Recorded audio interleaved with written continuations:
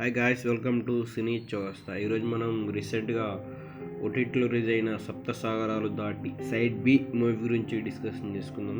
కొన్ని రోజుల కిందటే సప్త సాగరాలు దాటి సైడ్ ఏకి ఇది సీక్వెల్గా వచ్చిందనమాట. ఈ మూవీ కాన్సెప్ట్ ఏంటంటే, ఫస్ట్ పార్ట్లో చేయని నేరాన్ని తనపై వేసుకుని జైలుకి వెళ్ళిన మను అంటే మన రక్షిత్ శెట్టి తన 10 ఏళ్ల జైలు శిక్ష తర్వాత బయటకు వస్తాడు.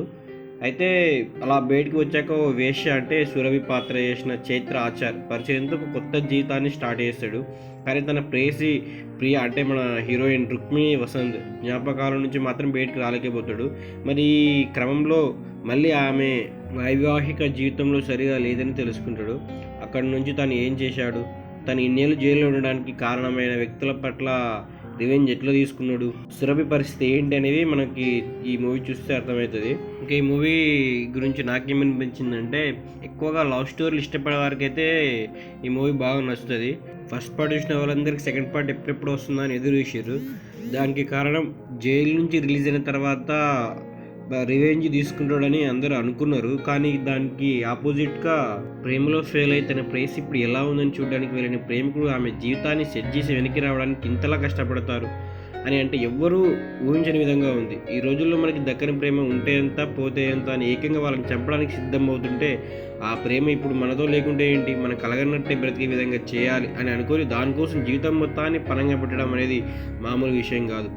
అయితే ఈ విషయం కాస్త రియాలిటీ దగ్గరగా లేకపోయినా, నిజమైన ప్రేమ ఎప్పుడు ప్రేమించిన వారి సంతోషాన్ని మాత్రమే కోరుకుంటుందనే పాయింట్ని చాలా బలంగా చెప్పారు.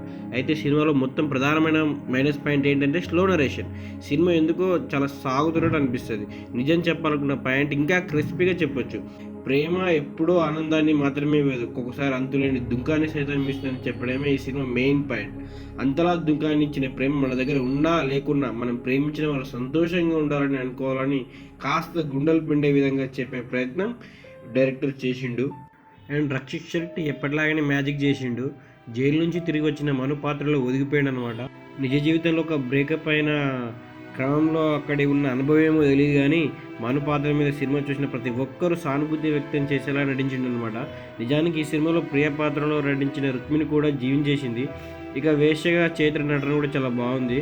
రక్షిత్తో కెమిస్ట్రీ కూడా బాగా వర్కౌట్ అయింది. ఇప్పుడు ఇది అమెజాన్ ప్రైమ్లో స్ట్రీమింగ్ అవుతుంది. ఫ్రీగా ఉంటే ఓ లుక్ వేసేయండి. ఇది వాళ్ళ వీడియో. మళ్ళీ నెక్స్ట్ వీడియోతో మళ్ళీ కలుద్దాం. బాయ్.